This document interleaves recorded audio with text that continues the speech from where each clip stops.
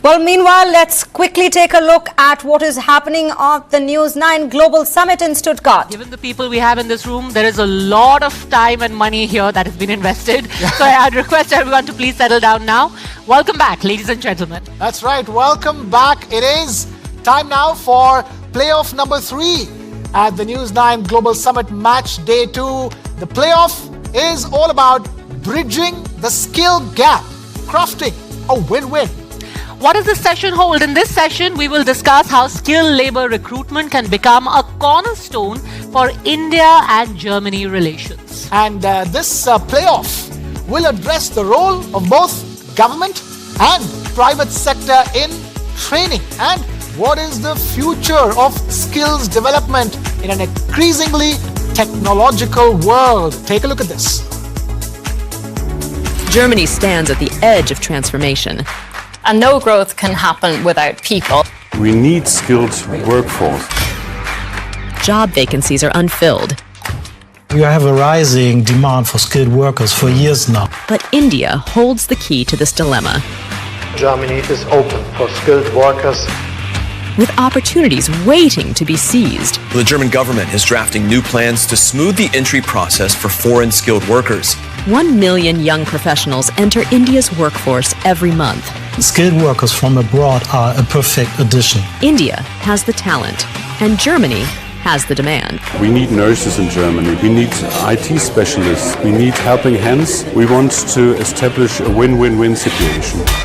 In India, a skilled workforce is ready to answer that call. More companies are now looking abroad. Highly qualified workers will be able to bring family members to Germany. आज हमने skilling और vocational education में मिलकर काम करने का निर्णय लिया है. A stronger Germany, powered by Indian talent. The playoff begins.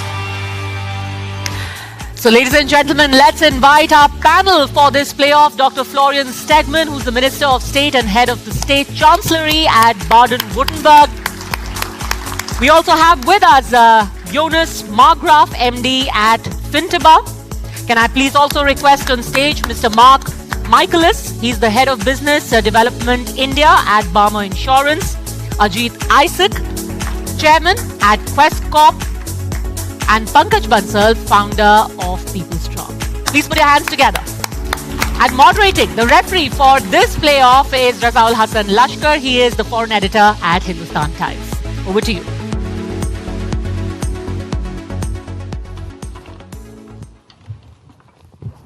Hello and welcome to this session. This is going to be slightly different from the other sessions we've had before. The other sessions were very exciting, but they were about stuff like quantum computing, artificial intelligence. This one is going to be different because it's about the people who are going to actually make the connect between India and Germany. So I'd like to just start with the State Minister. And Dr. Stegmann, if I could start with you, why would you cooperate with India? Why do you want the cooperation between Baden-Württemberg and Maharashtra? Because, you know, we do know that there's been a state partnership agreement, which is going to be 10 years next year. But why India? Yeah, thank you very much for your question. And first of all, thank you very much for hosting this great event. It's really a great honor for me to share my point of view on this very important topic. So India is not just the biggest democracy with a population of 1.4 billion people. It's also a country with boundless opportunities. So let me go more in detail. First of all, I think India has a vast potential for investment in economic collaboration. It's a country with dynamic markets and global growing influence. Secondly, India is a global leader in software development and software services. You provide our companies with cutting-edge products and services. So we fit very good together because Baden-Württemberg, we also have a tech-driven industry, so we would match at that point very good. And thirdly, India is one of those countries with one of the dynamic ecosystems in the world. So if we collaborate and if you are partnering with an Indian startup, you can accelerate our tech industry. And my fourth and most important point of view is India has a very strong focus on education and skill development. And this aligns very perfectly with Baden-Württemberg. We are very strong at the vocational training expertise. And in a nutshell, I would say deepening cooperation between Baden-Württemberg and India is just, it means unlocking a potential with shared values, complementary strengths, and vision of mutual growth. But it's not just a partnership, it's for us an opportunity to shape the future of the world. Thank you. Good start to the discussion. If I could turn to Mr. Isaac, he had some very interesting points while we were just chatting outside. His organization is the largest employer in India, the third largest in the world. So maybe you could just give us some thoughts on, what India could bring to the table when it comes to meeting the requirements in Germany. So just a correction, we're the third largest staffing company in the world. So let me just give everyone here a sense of the Indian job market. So you know what are the skill sets available, what's the structure of it, and what can come out of it. There are totally 560 million people in India who are classified as eligible to work, people between the age of 15 and 64. Out of this, about 45% is in the farm sector. So about 250 million in the farm sector, 310 million in the non-farm sector. Only 20% of this total of the 560 million is what you call is a formal workforce, people with employment letters, contracts, provident fund, benefits, etc. The rest of them work at will with other places. There are small enterprises in India, smaller than the Mittelstands that you find here. That is what we call as MSMEs, mid and small medium enterprises. There are about 63 million of them in India. They employ about 1 to 2 people each. So about 120 million people out of the entire total of 560 million work in small enterprises. So that's the structure of the market. If you go on the supply side of where education comes in, we have about 10 million people who go through technical education or graduate courses and are eligible for jobs every year. So that's the supply that Germany can look at, one's constituency of people. Inside that, you have about 1.5 million engineers who come out and about 100,000 doctors, plus about 200,000 nurses. Globally, the shortage of healthcare workers is about 18 million. Germany also has a little bit of shortage, I'm sure, and we have nurses now. We're losing nurses to Germany. Good thing. But, so this is the landscape of the supply of people. I just want to leave one more point before I turn it back to you. I think it's important for Germany to know that the last 10 years has been transformational for India. India now has a can-do attitude.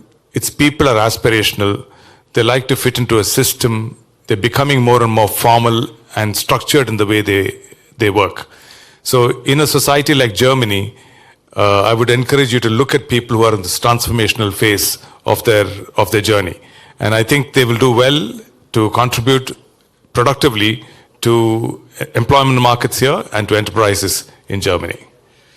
I'll just turn to another German perspective now. Johannes, who is from Fintiba, which is a platform that works to get international students across. We were having a little bit of a chat, about managing the, expectations and realities. Maybe you could throw some light on that, and how would you work to integrate Indians who are coming into Germany? Yes, thanks a lot. Yeah, Fintiba, we're a platform, as you said, like a tech platform or like a tech and people service platform where we help internationals to come to Germany and get through the bureaucratic hurdles. And we have accompanied more than 300,000, mainly students, on their way to Germany, and we gained a lot of experience. And I think I would like to touch upon that. I think what you said, we have talked a lot about technology and figures and numbers, and this is about the human factor, about the brains and the skills. And I think this is exactly the point. Also, when we have the triple win strategy of our government about that 2 governments will benefit, but also really the the people that come to Germany. I think it's about how do you want to make someone successful, and successful you become in terms of personal journey and growth if you make it, and make it is mainly about integration. It's really all the hurdles of getting familiar with German. I mean, even if many people you get around here with English, finding a job normally requires some level of German. You need to integrate into the German society to be successful. And I think this is one of the really the key factors to make that. And that's also why we think, of course, we extended the groups of people that come here of skilled labor from like blue collar and white collar.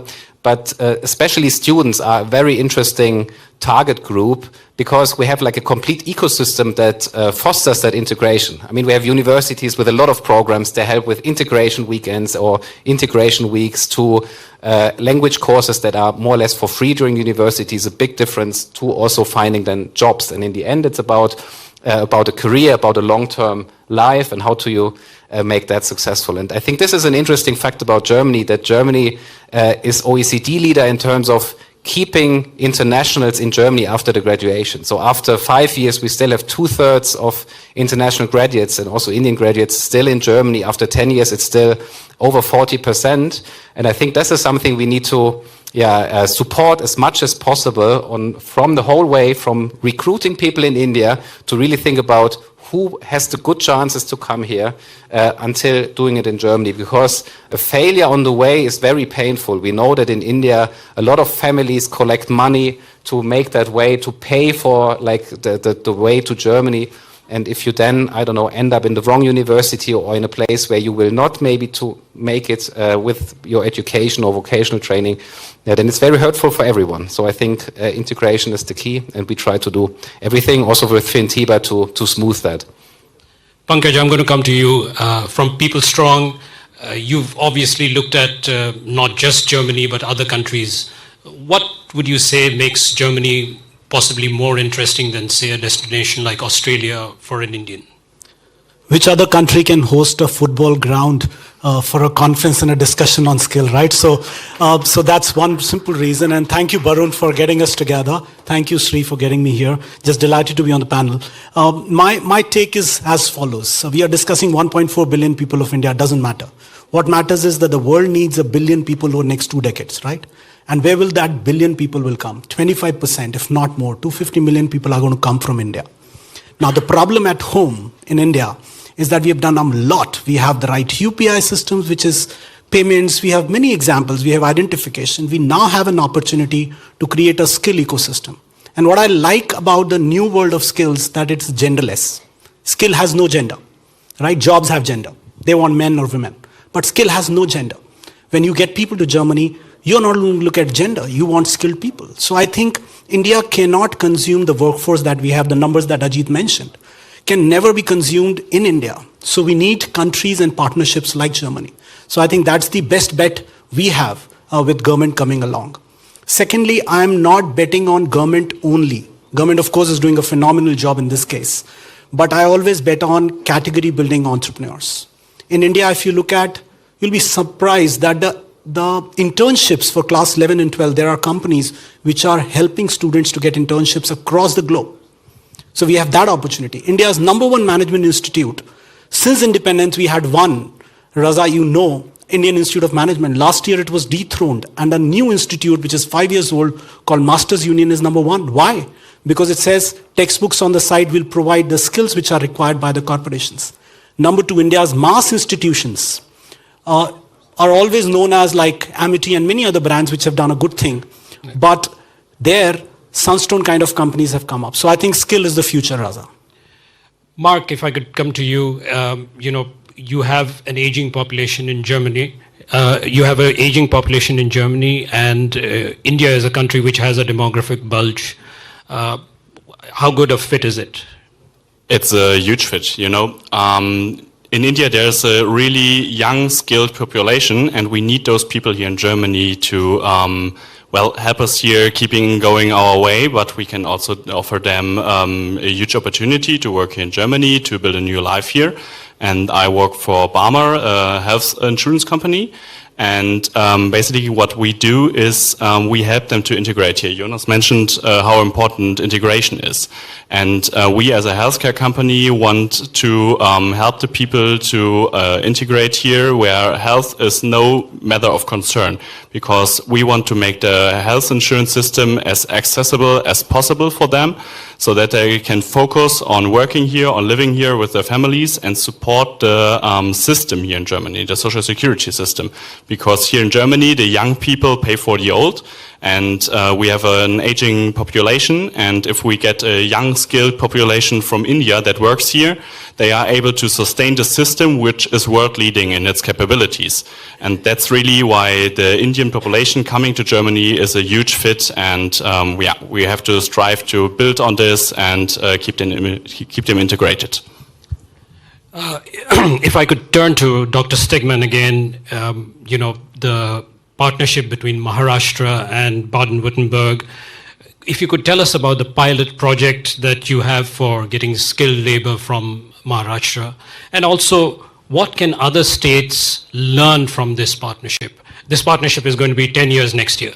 Yeah, that's absolutely right. Also, the cooperation between Baden-Württemberg and Maharashtra it could be a role model for other states as well, I'm convinced. And the recognition of our work make me and my team incredibly proud. But how did we achieve this? The foundation of our cooperation is a long-standing partnership built on personal trust and even friendship and relationship. Over the past years, I have traveled many times to India, to Mumbai and Pune, and I had a lot of fruitful discussions, countless meetings, and so we have built a strong foundation of trust and respect and friendship. And this respect and our friendship is, let me say it like that, is the heart of our cooperation. And we work very closely with great trust, and both regions are, of course, the powerhouses in industries like automotive and mechanical engineering, and also the healthcare sector. We have both a strong ecosystem in research. And to support this effort, we established also a cooperation office in Pune, and we have a service desk there for skilled workers. And also, I have to mention, this is really respectable because Maharashtra has active investments in German language with cooperation at the Goethe Institutes. And at the bottom line, or in a nutshell, successful partnership require regional personal meetings, exchange, a strong trust, and then it works. If I could turn to both Mr. Isaac and Pankaj, if you look back about 20 years, if an Indian was going to migrate, it was always to what we call West Asia, the Middle East. But now it's clearly different. Even if you look at remittances, it's changing. What do you think people like you who are in this field can do to, better equip someone who's coming to Europe or to Germany? Either of you, maybe. So I think, and to answer you as well as Dr. Stigma, if you look at the data in 2013, since you talked of past, we had 32% Indian workforce as skilled. Data in 2024, as per India Skills Report, is almost 52%. So we have this change. Number two, the 10% jobs of India are aspirational jobs, which attract 70% of the applications. So we have this mismatch. We have a skilled workforce which is growing. We have tag data which says that aspirational jobs are not increasing. Of course, they will increase, but not to that magnitude. So now there is no option but to help those skilled workers find jobs. Therefore, Germany comes into play. What role we can play? Again, I will say we have to enable entrepreneurial ecosystems. Like we have two friends here, he's helping people to come here. We have to find that ecosystem in India, which in a structured way will go. And most pleasant thing that I want to quote, Pune you mentioned. In that India Skill Index, Pune is the #1 city. So you are at the right place. Well, I think for starters, Germany's got to play some cricket, India's got to play some football. We have to learn a sport. Indians have got to drink a bit more beer. And maybe Germany's got to learn some non-vegetarian food. So that will get the people closer. But on a more serious note, India's got about 1,700 GCCs that are set up. GCCs are global capability centers, usually backends of large corporations which do stuff like accounts payables, accounts receivables, order to cash, customer lifecycle management, product development and testing, stuff that is very essential to companies, everyday stuff of companies. So these are companies with enterprises with turnover sizes in excess of $1 billion or so. So even in the state of Baden-Württemberg, you'll find a lot of these companies which have sizes, let's say, of about $1 billion or so, who can set up micro Bosch. Bosch, for example, has already got one in India. So if you set up a GCC in India, that GCC can tie up with a few universities, and that university can have an apprenticeship program with a particular state. So use the companies that are setting up GCCs in India to tie up with universities and draw people from good universities there and get good talent from there. When you have a good brand like Bosch, Mercedes-Benz, Audi, Porsche, etc., setting up a GCC there, you will draw great talent to those brands. So what you will, by an automatic filter, is that you'll end up getting good talent out of India also. So it's not just the numbers that come in. And this second point is that, India and when you're looking for a job, you want to land up in a country where there is little or no intimidation of any type. For example, if you go to Afghanistan, it's difficult today, or somewhere else. Germany and India have always had there's a good vibe about it. That we must build on. That energy that's created out of the relationship should transform itself into more things. I think a little push, events like this, definitely give that narrative a greater sense of momentum. And, it'll serve both of us if you're able to draw out more people than what you're doing right now out of India into jobs. I think the migration per annum is about 11,000 right now. It can perhaps reach 100,000 people because we have 18 million people living outside India as migrants. I think Johannes wanted to make a quick point about something. Yeah, maybe just to add, because I think it sounds so easy. We have all clear that India has all these skills and Germany needs all these people to fill the jobs. But I think what we may be missing is that Germany is not the only country who's in need of all these jobs. I think India will be the only country in the future who has really a skills surplus. And in Germany, we have to be aware that we actually compete for these skills and brains. And we have to really think about how do we create an ecosystem or like a country and a society that is open to make people feel at home and feel open to come here. And I hope that the more the Indian diaspora grows and the more ecosystems we all provide, that the easier and better this actually gets to really, next to that we have great engineering jobs, and I hope we will also have them in the future, but we need to think about how to also develop our own society into a more open society in bringing all these people into our daily lives. And if we manage to do this, then Germany will also benefit a lot, I think, here from our more open mindset, hopefully. I have a question for both the German panelists. It's clear what you said. It's becoming a more open society. The hotel we are staying in, the people at the front desk are from Afghanistan. The housekeeping in charge is a person from Nepal. So, clearly there are people coming in, not just from India. But, we've just had an election in America where we have a new president-elect who is talking about cutting off immigration. Europe is having a debate on immigration. How big a problem do you think that is, when it comes to the local society? The problem, what exactly? The problem that sort of what's happening in the States? Or in Europe also. At the moment, I would say we see rather that Europe is in a very positive situation because of the things that happen in the US, but also like the UK are becoming less open when it comes, for example, to students or immigration. So I think the other European countries, especially Germany, can benefit a lot. Of course, we also have discussions here because like everywhere in the world, in Germany, we have 85% of people living in rural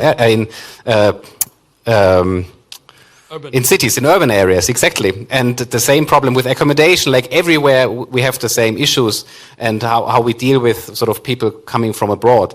But I think the better we really stress the success stories and what kind of stories the people bring with them, I think the more we make it a really open, or like a stand for our society to benefit from it. And I think then there is a lot of openness, especially when it comes to skilled labor. I mean, this is a very different story that I think we have about, I don't know, asylum seeker or not legal immigration. Yeah, I mean, we are talking about skilled migration. So the people are coming here basically for work. And in my opinion, work is the best place to integrate because you get to know your colleagues, you get to know your co-workers, you are doing maybe some sports after work with them, and that's really the best way to integrate. And in my opinion, this is there's a really positive opinion on that. And therefore, like Jonas said, it's a really great opportunity for Europe to catch those people, even with the election in the US in mind, to catch the people and integrate them here into the society and really show that we are an open country for them. If I could turn to Dr. Stegman again, you know, this is the Migration and Mobility Partnership Agreement is between India and Germany. It's almost 2 years now. But specifically your state, Baden-Württemberg, what are you doing to enhance the experience for migrant job seekers, for, say, from a country like India in your state? Thank you for your question. Baden-Württemberg is implementing a whole range of initiatives just to ensure that skilled workers from abroad, especially from India and Maharashtra, that they feel welcome and supported. So we have learned a lot from our past experiences, and we are always trying to become better, just to get the process smoother and more effective.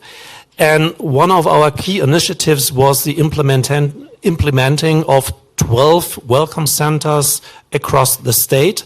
The welcome centers, they are, let me say it like that, they are the first point of contact for newcomers, and they are also first point of contact for companies who requires skilled workers. And they can support you with information, and that is very important for both sides.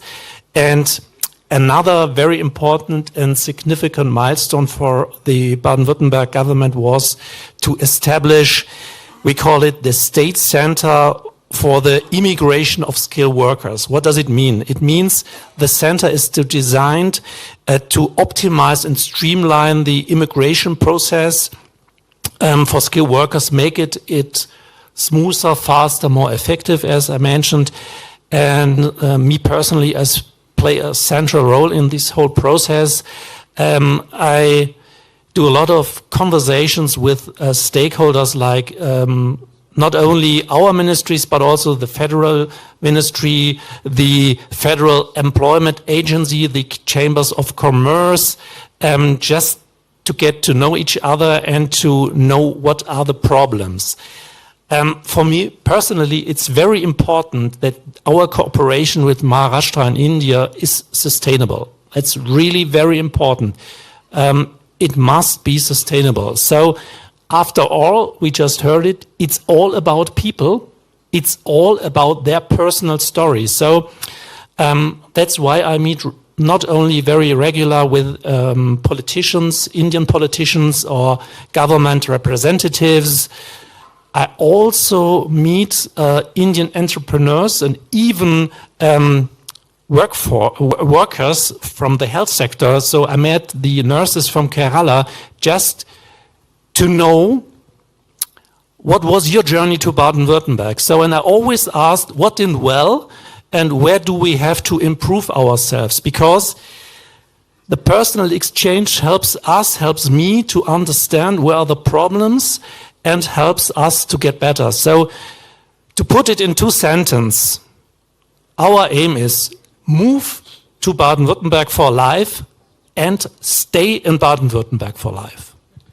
That's our mission. That's a pretty ambitious plan. I think we're running short on time. I'm probably going to ask all the other 4 panelists to kind of sum up. But if I could ask the Indian panelists, you know, so far, very rosy picture. Do some crystal ball gazing. Do you see any pitfalls?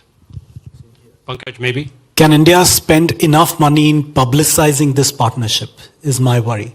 There are not enough people who knows about it. That's one challenge that I see as we progress. And as Ajit mentioned, I want to give a number of GCC. The Global Capability Centers or GDCs in India are 45% other than their home country. So we are the largest already there. So we will get stuff there. And lastly, as Khalil Gibran said, children are through you, not from you. So if they are through us, let's give them the best opportunity that exists here. Probably allocate some fund. I'm requesting Indian government and German both to publicize this policy. That's what I will say. Walk the talk. Yeah. So I think there are a couple of issues that both sides should look at. First is that out of 18 million people who live outside India, Germany does not now come into the top 5, so to say. So we have to do something about changing that perception about why Germany is a great place to live in, to work in, and to find employment here. The second thing is, I think there is a changing model of immigration developing. That is, you don't go and stay all your life in one country. You go to, let's say, the Middle East, go spend 30 years, 25 years of your work life, earn enough money, come back and live in India. And the same thing is also visible with nurses from Manila. There are about, I think, 10 million nurses out of Manila. Almost, it's the single largest M4 component of their economy of repatriation of earnings from nurses who work outside. And those nurses go work outside and then come back and live again in Manila and rejoin families. So we have to combine both of these things. How do we get more branding to get people here?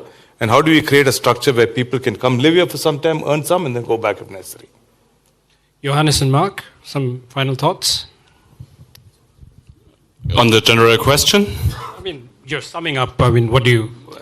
Really, we have to look that we create not a win-win situation, but a triple win. So the employers have to profit of it. The social security system should profit out of it in Germany, but also the employee who comes to Germany has to profit out of it. So we have to strive towards improving their lives as well as profiting from each other. So I see it as a win for everything. Maybe some last thoughts? Some last thoughts. Yeah, I think it will be a joint effort, and I think it's exactly what we represent here. It should be effort between companies, the government, between India and Germany. And I mean, we believe in the value of international exchange in Fintiba, definitely, and I would say let's exchange to grow. And I think grow can be then in Germany or also back in India. It will benefit all of us. And use TV9 network to publicize. On that note, a very good note to end on. Thank you. Wonderful panel. Great thoughts. Thank you very much. Thank you. Thanks.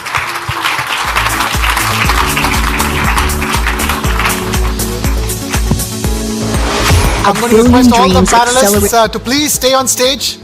Please stay on stage. Ajit, all of you, please stay on stage. Requesting Mr. Ruben Kasper and Mr. R.K. Goel.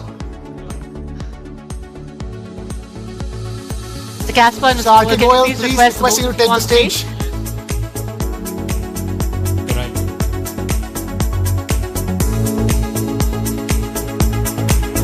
Please. Mr. Goel, please.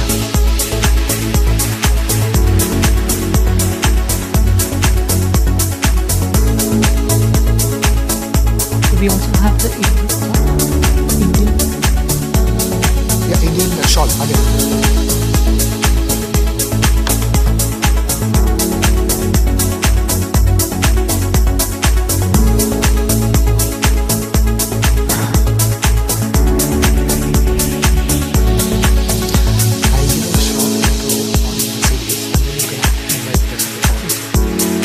You can take from teleprompter.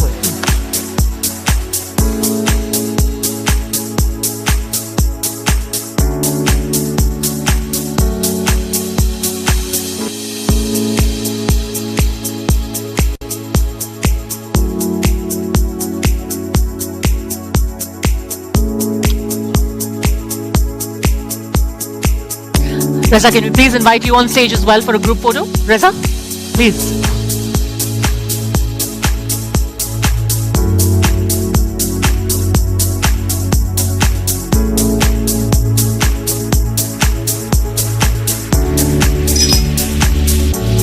All right, let's put our hands together for our speakers and for our moderator. Thank you very much for this session.